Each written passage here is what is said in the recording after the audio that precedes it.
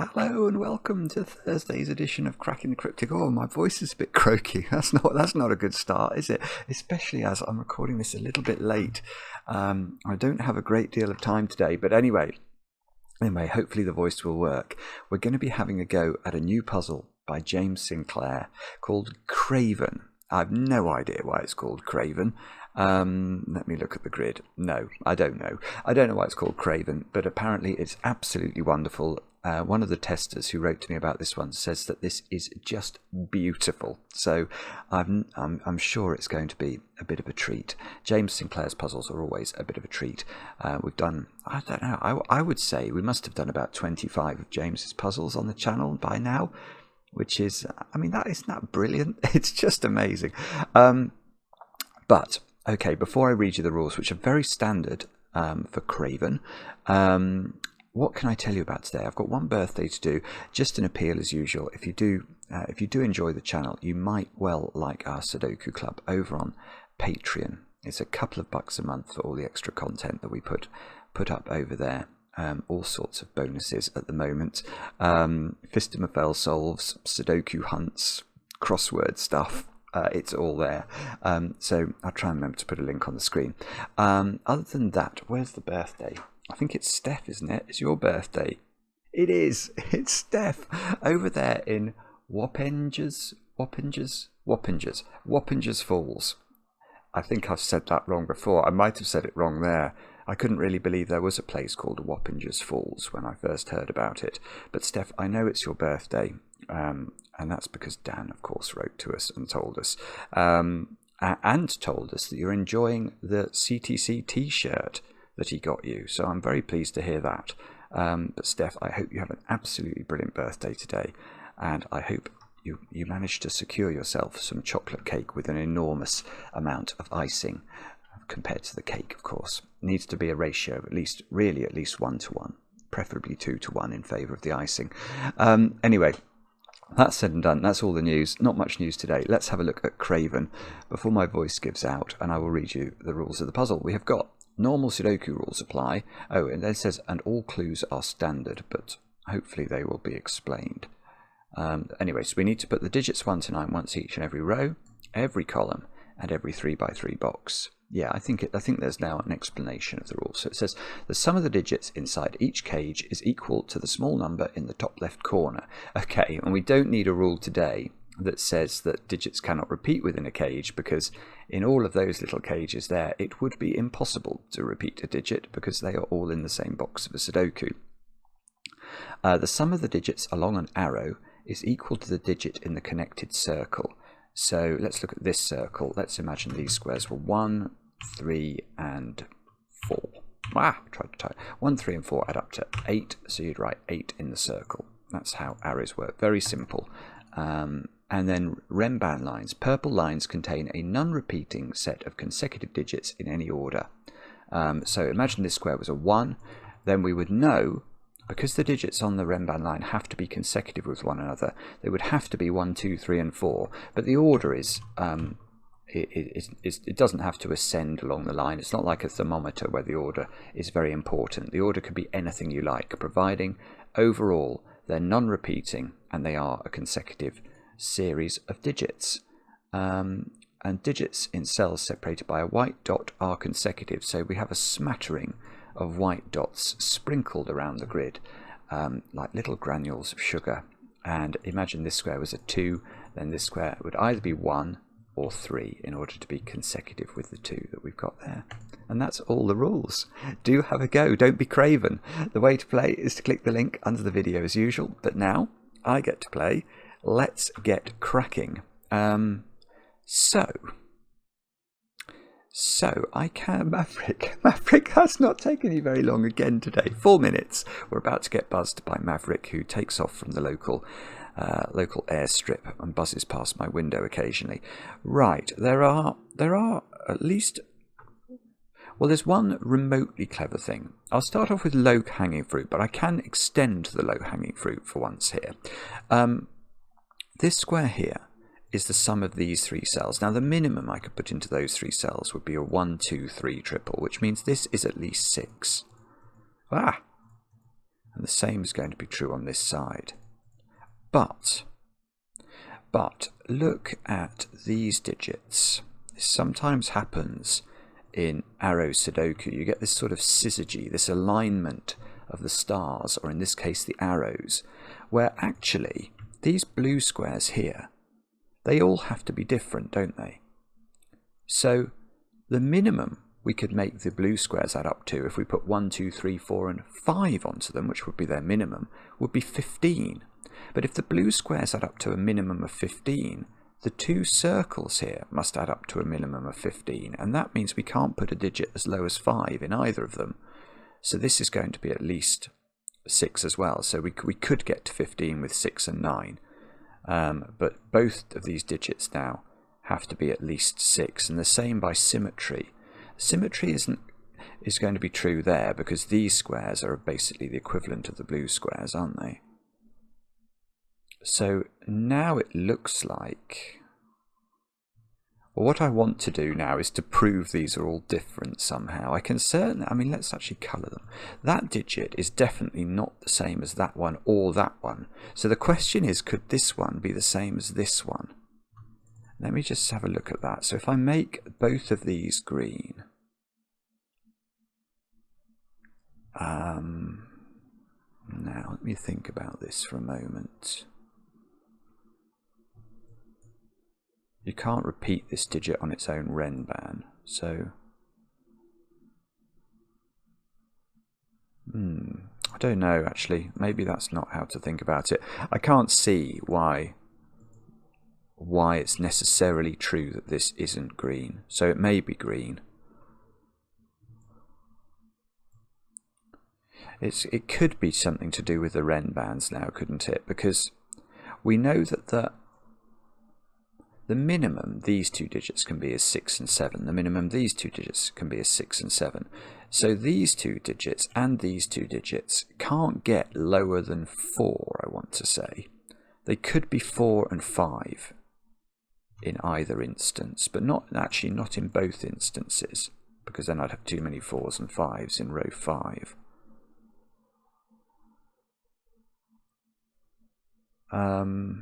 I don't really want to pencil mark these digits with 4, 5, 6, 7, 8 and 9. That feels like that's not James's style to make me do that. I haven't got anything here, sorry. Let me just...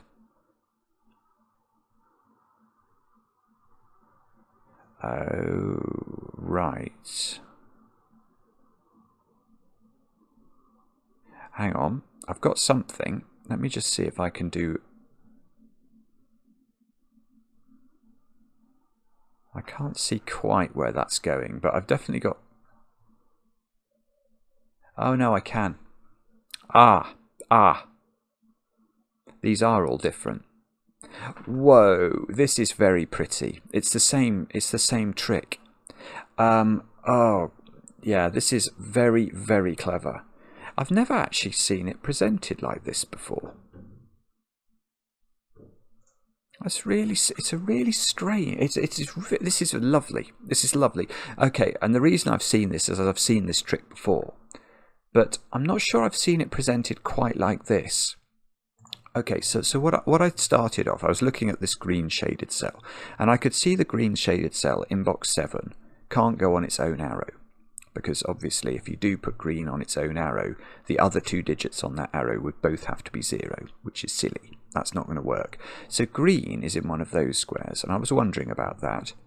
And then I looked up here and said, where's green going? Now my first reaction was green can go anywhere, but that's not true. Because if we did let's put green on this arrow and think about what that means. And this is the thing I've seen before, that the problem with putting green here is, remember, these two squares sum up to all of those digits. So if I make this one equal green, these 4, the remaining 4, have to add up to that one. And these are 4 different numbers. So they're going to add up to at least 10, the triangular number for 4. 1 plus 2 plus 3 plus 4 is 10. Now that is not a 10. So actually, you can't put green on this arrow. And that's really that's initially very interesting. It means this square is 6, 7, 8 or 9. But here is the beautiful point. Here is the beautiful point which flows from this one now. Because now we can ask the question, where does orange go in column 3? And we can apply exactly the same logic. Because if orange goes... Well, orange can't go on its own arrow. You might at first blush think orange could go on a 3-cell arrow. Because if orange was 6, why couldn't this be 6, 1, 2, for example, adding up to 9? Well, the problem is, if this is 6, 1, 2 adding up to 9, what are you going to put into those two squares as well? It's exactly the same point. If you put orange down here, then these 4 squares now, the yellow squares, actually, let's not make them yellow, let's make them purple. These purple squares have to add up to this one, which again won't work. These are all in the same column. So what this means is that orange can't go on an arrow in column 3. Orange is not equal to green, because it's on the same Rembrandt line. Orange can't repeat on a Rembrandt line. Orange can't repeat in its own row. So where is orange? And the answer is there. Now, what is different about the symmetry with this column to this column? And the answer, I think, is nothing. So let's make that blue. Now, same logic. Blue must be down here. Blue can't go on this arrow for all the same reasons, so blue goes up there. Actually, that's on a crop key dot as well, so I'll just label that up in case that matters. That's got to be a maximum or a minimum of 5. But now let's give this a colour, and this is why this deserves to be a 4th colour, because in this column, where does it go? The same logic as before. It can't go on an arrow, can't go on its own row, can't go on its own Rembrandt, and isn't equal to blue, because blue's already appeared on its Rembrandt, so it goes there. And now we can see that the 4 moons have aligned, but they've aligned in row 6, which is not where I thought they were going to align at all. I was trying to see how the Rembrandts could make them different. But actually they align in row 6. We get a perfect syzygy. Therefore,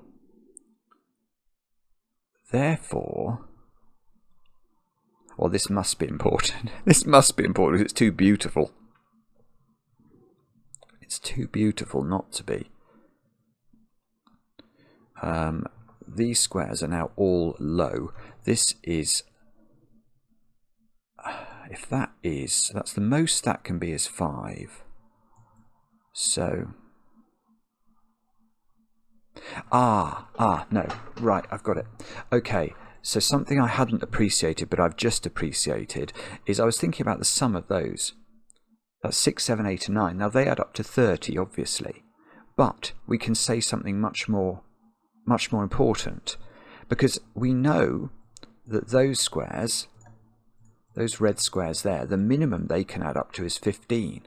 So the minimum that green and orange can add up to is 15.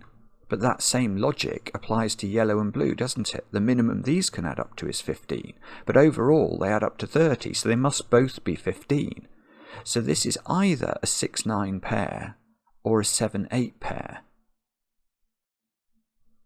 And this is either a 6-9 pair or a 7-8 pair. That's nearly impossible because of this digit. Well,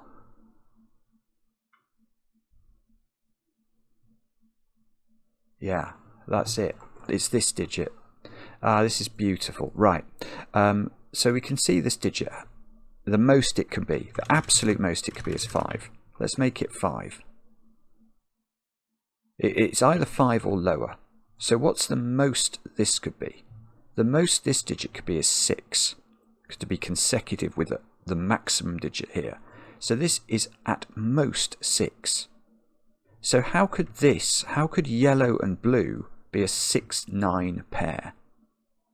If yellow and blue were 6 and 9, the Rembrandt that they are on would have to be a 9-8-7-6 quadruple. These would be a 7-8 pair, and they can't be because because of the beauty of this dot.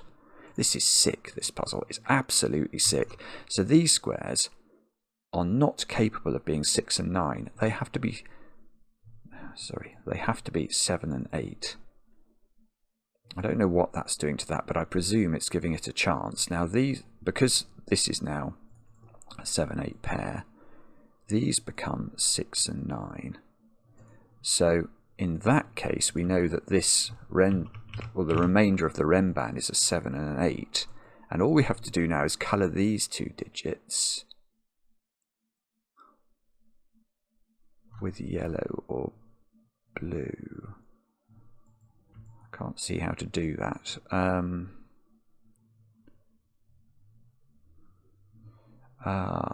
Okay. That is now a 6 or a 9. That is now a 7 or an 8. So this digit is bigger than it once was, isn't it? It can't be 5 anymore. So it does need a colour, and it's look at that. Okay, that is gorgeous. Okay, this has to be consecutive with 7 or 8, but it can't be yellow, blue, or green, so it must be orange. Okay, I thought that was going to do more.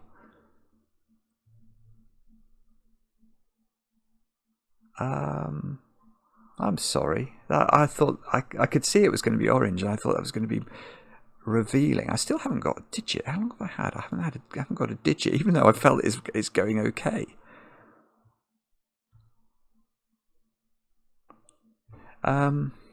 Okay. So how do we do this then?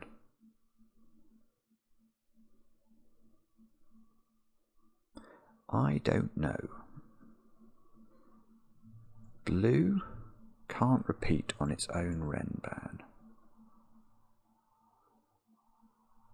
It looks like this wants to be yellow, doesn't it? Because yellow is at least in one of those 3 positions.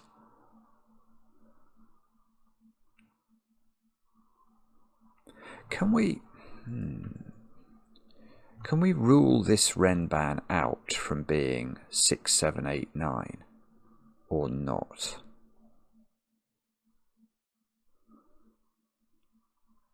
I don't know. I mean, obviously if it was 6, 7, 8, 9, this orange digit would be on this Renban, it would be there. So this would be orange, this would be green, and then that would be a 5. That almost feels like what's intended, I suppose. Oh, I tell you what we could do. Here's a very obvious point. Actually, I'm going to have a colour for this.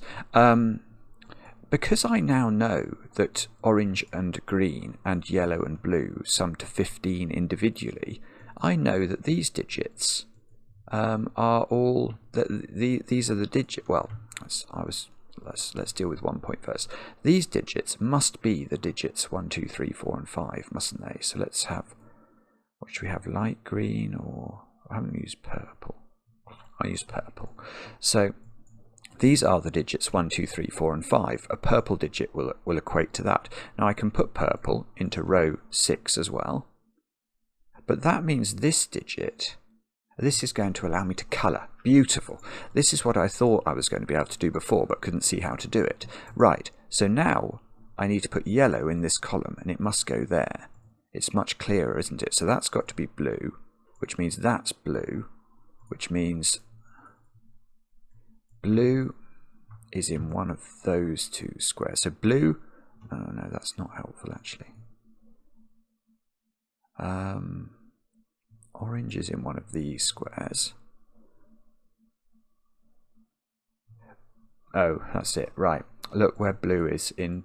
Blue's in the 8 cage, which is a bit revealing, because if blue's in the 8 cage, it doesn't equal 8, because there is no such thing as an 8-0 cage. So blue, wherever it occurs, is now 7, which means yellow is 8, which means this is a 1-7 pair,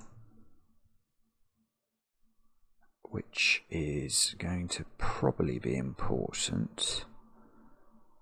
I can do this logic over this side, can't I? This must be the orange digit. because we need to put orange in this column. So that's the green digit. Now, so orange does make an appearance on this Renban line, but we don't know whether this is the green digit or not. If this is green, it tells us everything, because it would have to be a 6. How do we do this? Or is there a way we can force this green into that 9 cage? That would be useful. 1, 7 here, so one of these is the blue digit. Sorry, a big interruption there. I thought that might happen. It's sort of tea time here. Anyway, we were doing well though, weren't we? We just got a 1, 7 pair there, and we can put. No, we can't quite put. We might be about to get interrupted again. Actually, there's one in this column's got to be down here. We can. Oh, hang on. Maybe I should go back a bit further. What else can we do here? 7's got to be next to 6 on a white dot. Right, that's going to be big, because that's the that's determined the nature of orange, which determines the nature of green. So green is 9. 6 has got to be a 2, 4 pair here, which means the 9 must be the other low digits, which are 1, 3 and 5.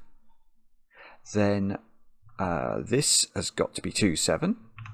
I can do that because it can't be 1, 8, 3, 6 or 5, 4. 2, 7 is resolved, or it resolves the nature of this digit here. That's got to be that. This Renban is done. This Renban, can that be? Oh, it can. No. Ah, beautiful. Right. This digit here, you can see we've got 6, 7 and 8 on the Renban. So to complete the consecutive sequence, this is either a 9, which is not, but it's either a 9 or a 5. Now, if it was a 9, this digit would have to be 8, wouldn't it? And it definitely can't be, because it's connected to a purple digit, which were my low digits. So that's 5, and that must be connected to 4, because purple is low. And therefore, I don't know if you can hear what's going on in the house at the moment, but it's there are shenanigans afoot. Okay, let's try. 6 is down here.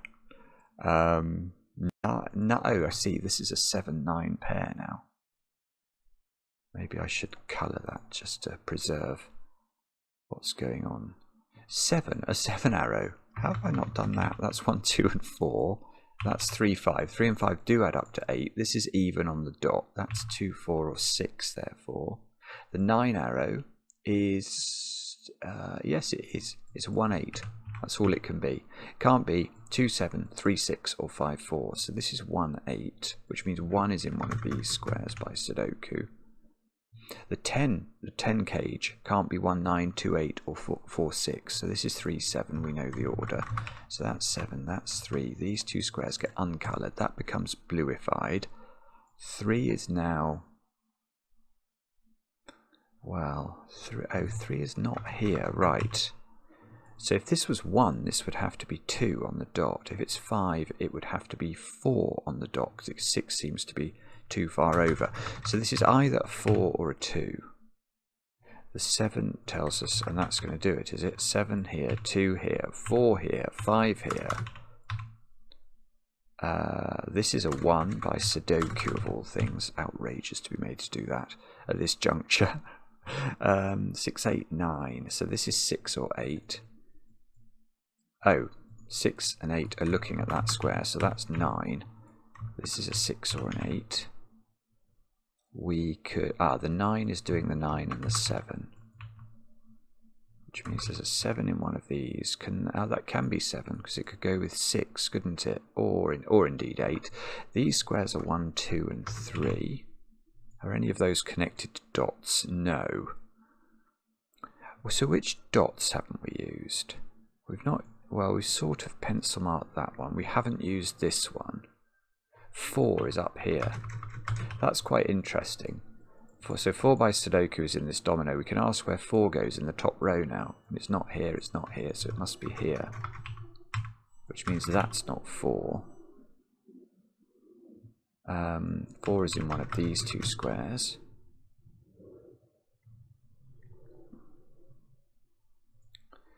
Now, where should we look next? Oh, 1. That's got to be a 1 in the corner. Have we got any opportunity? No, there will... oh, actually, no, we could perhaps get a 3 here. I was just noticing this couldn't be a 3. But there could be a 3 here. That is still an outside possibility. That's a 9 by Sudoku. I've really done an appalling job at keeping track of these colours, haven't I? 9 is the green digit, so 7s, wherever they occur, they're blue. 9s are always green. Let's make sure that we... make sure they're fully green. So can we do all the 9s? Not quite. No, actually, no. We can get another 9 in box 2. So that gets greened. Which does, actually, that is doing 9s. This is now 9. So we can get rid of the 9 pencil mark there. And all of the 9s are done. Right, let's try 8s.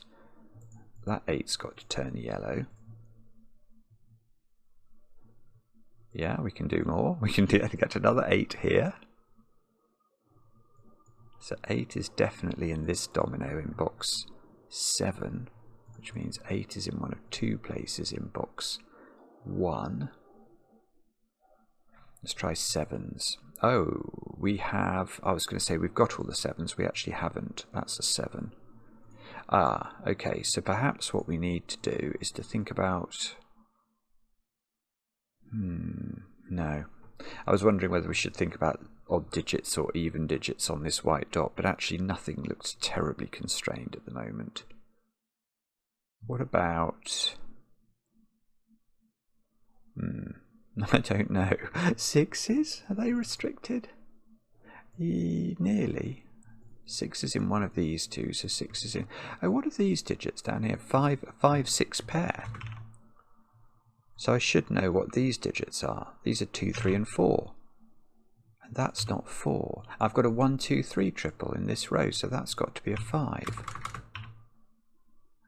Which means this is a 5 by our old friend Sudoku. So that's a 1. That's a 1. Right, that must be useful. This is 2, 3 or 4 and it's not 2, so that's 3 or 4. This is 2, 3 or 4 and that's not 2. I see. So 2 gets placed here. This is a 3, 4 pair. We've not put 6. Yeah, 6 has now got to go there in column 1. So that's 8. That's 6. Double click the 6s, turn them orange, get rid of the... Well, that's now a 2, which means this is 3, this is 5. That's 2, that's 4, that's 4. 1, 5, 8. This is 1 or 5. Don't know if we can do that, so I'll pencil mark it. Oh, that's 5. Okay. So that's 5, that's 1, that's 8. That should be a doable digit, shouldn't it? Oh, it's 3. No 3's in the corner. These squares are 5 and something. 2 and 5 we can do. That's 3. This is a 1 or a 2. That's on a dot. Okay. So this is a 1, 2 or a 3. Obviously, it's definitely not a 6. It's a 1 or a 3, so it's odd. So this needs to be even. Which means this is 1. Now this is 2. That's 3. That's 3. This should be resolved, I think. Otherwise, we're going to end up with a deadly pattern. And okay, so what do we need over here? We need 4, 6 and 8, lots of even digits down here. I don't know if that's actually resolved yet. We've got a 1. Oh, the 2. Sorry, yeah, the 2 over here is doing things, isn't it? So 5, 6 and 8. This square is a 5. I was hoping for that. So that's 8, that's 6, that's 4, that's 6, that's 8, that's 1, that's 1, that's 3, and that should be 3. That's very pretty indeed. And actually I'm quite pleased because my hiatus in the middle of that didn't really slow me down, did it? It was, we'd sort of, I think, broken the back of it at the time I got interrupted. I had to go and do tea. So let's just think. Have I? Oh, I haven't highlighted all the 6s. They certainly deserve highlighting. So let's do that. So something like this, I think. Probably I need to get rid of the purple to be. Otherwise it's going to be the grid's going to be too purpley. And I should just have 4 coloured digits in every row, column and box. And that should be correct. Yes, absolutely lovely. Did I like it? I certainly did. Were we Craven? No, we weren't. Still no idea. Well, I mean, why is it called Craven, James? What's going on there? Let me know in the comments how you got on with this one. I enjoy the comments, especially when they're kind, and they should be about this wonderful puzzle. And we'll be back later with another edition of Cracking the Cryptic.